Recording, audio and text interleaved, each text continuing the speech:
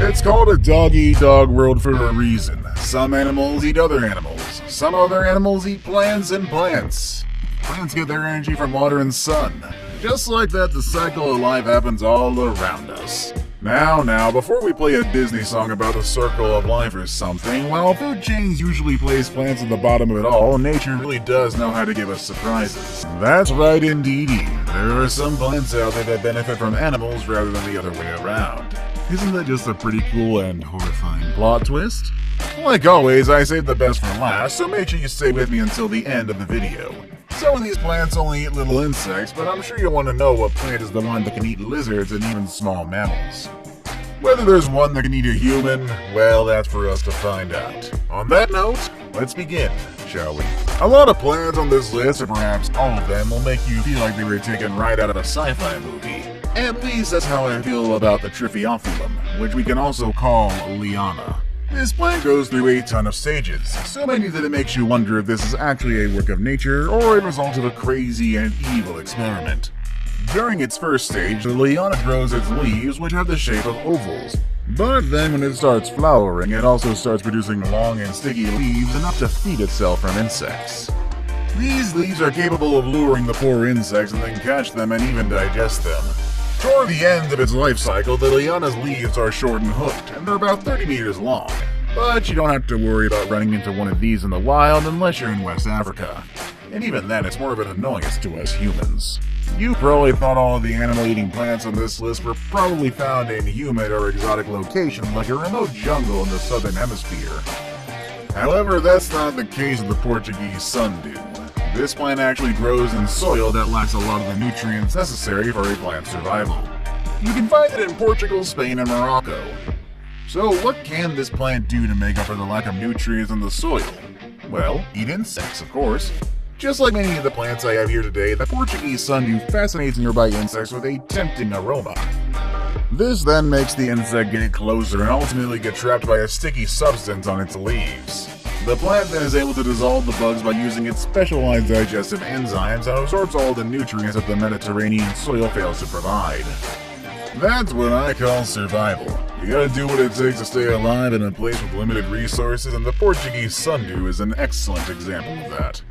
What if I told you that the pineapple is a very twisted relative? I know it's hard for us to think of plants the same way we do of animals and human beings, but plants are also living beings, and just like us, they're also split into families. And yes, the pineapple does indeed have a carnivorous relative, and it's called Brocchinia reducta. Both the Brocchinia and the pineapple belong to the bromeliad family, which also includes Spanish mosses and many succulents with thick leaves. The Brocchinia has long pitches that allow it to absorb and reflect ultraviolet light, which makes insects go nuts. This plant then releases a smell like many others on this list, and the bugs can't help but come closer. And just like that, this harmless-looking plant ends the lives of many insects in Colombia, Venezuela, Guyana, and Brazil. Experts in carnivorous plants were actually not sure if this plant belonged to the group, but they finally learned in 2005 that the Brocchinia has those digestive enzymes that are common in animal-eating plants. The next plant I'll introduce you to is actually very evil. You see, it captures a lot of insects but doesn't actually eat them, and that's actually pretty messed up. There is an explanation though that will help us understand its behavior. The Rhorodula, which is originally from South Africa, has a lot of sticky hairs that help it capture insects just so a bunch of other insects called Pomeridia can come and eat the Rhorodula's catch. What's in it for the plant? Well, the plant can get all the nutrients it needs from the insect's waste. That is more than enough. In case you haven't paid attention to your science classes, let me throw a little term for you. This is what we call a symbiotic relationship, which is an interaction in which two beings benefit from each other. The Rhorodula catches bugs with the Pomeridia, and the Pomeridia gracefully gives its waste back to the Rhorodula so they both can coexist in harmony. Nature is indeed quite crazy. I should also point out the fact that there are a lot of fossils of Rhorodula in Europe, in the Baltic region to be more specific. Some scientists believe these fossils are about 40 million years old, which could indicate that these plants were more common back then. This plant right here is named butterwort, and that's due to its huge leaves that look like they've been covered in butter. It is also known as pimpicola, which literally means little greasy one, and I can totally see why. These plants don't lure their prey with sweet smells, but instead they trick them by making them believe their leaves are full of water drops. But in fact, this is not the case. You see, it's not water, but a sticky goo-like substance that traps the bugs and slowly dissolves them through some enzymes. If you come near one, you can tell when they've had a meal, as you'll probably see some insect leftovers on top of the leaves after they've sucked all the meat out of their poor victims. This plant can be found in North, South, and Central America, but it is also in parts of Eurasia. Some Europeans have found that the leaves of the butterwort were good to promote healing in the sores of their cattle. They also have used it in Sweden and Norway to make fermented milk products. It's good to know that those leaves are not just good for killing insects, but I think I'll stick to my regular milk. Probably the most famous one that everybody knows about, this carnivorous plant is probably the one you've all heard about before. It's been the inspiration for a lot of horror and adventure movies that involve plants that could potentially harm humans. In reality though, these plants are not as big as you've seen them on the big screen or in video games. In fact, they're actually really small, and the diameter of the whole plant can be about 13 centimeters long. However, don't let their size fool you. They are still carnivorous plants and they behave as if they had a brain of their own. They can catch their food in their 2 centimeter long sticky traps. And they don't fall for debris or any fallen leaves. They'll only snap at the touch of insects and spiders, which will trigger the little trap to shut through their movement. This plant is native to the wetlands in North and South Carolina in the United States. Unfortunately, and kind of surprisingly, this species of plant has actually been listed as endangered by the U.S. Fish and Wildlife Service, mainly due to population growth in the Carolinas. Hopefully they can come up with a way to preserve it, because I know it is a scary looking plant, but it deserves to live long.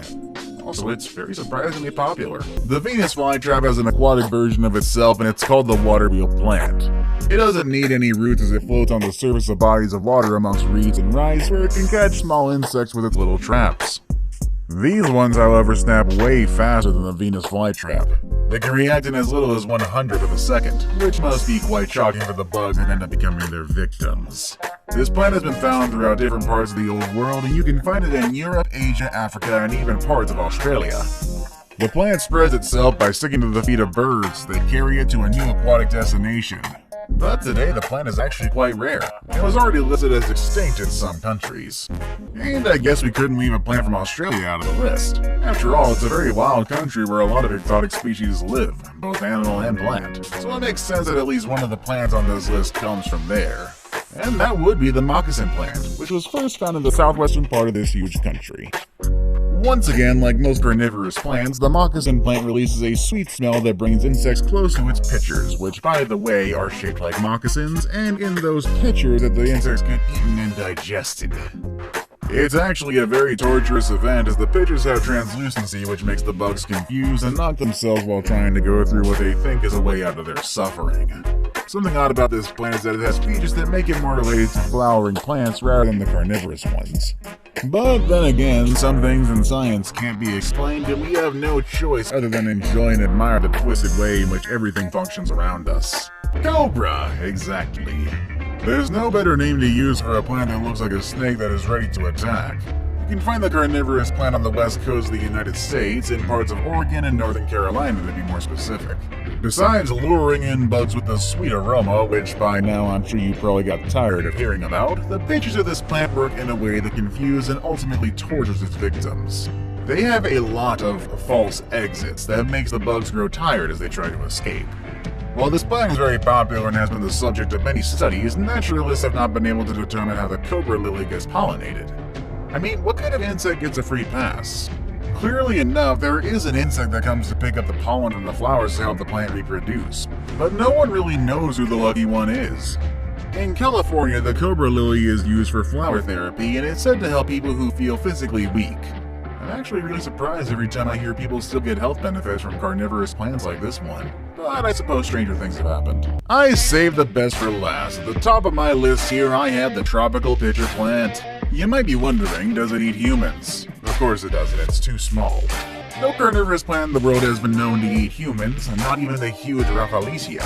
That's not even a carnivorous plant, although people like to think so due to its size. However, the tropical pitcher plant can eat small lizards, amphibians, and even small mammals. So that's actually quite different to the insect-eating plants we saw throughout the video. This plant can feed from these animals due to the size of its pitchers, which can be a bit longer than 1 foot long. Digestion, however, is not a fast process, as it takes the plant around 2 months to process the meal. That is quite a long time. There are more than 100 species of this plant, and you can find them in different parts of Southeast Asia, Australia, and even Madagascar. I guess they like that island lifestyle. And do you want to know a fun fact? The pictures of this plant are used by monkeys as drinking cups, and that's probably the most creative thing I've heard all day, actually. What do you think of these plants, and would you ever like to see one? Let us know in the comments below. With all that said and done, everybody, that's our video for today, and I will see you all next time. Later, everybody.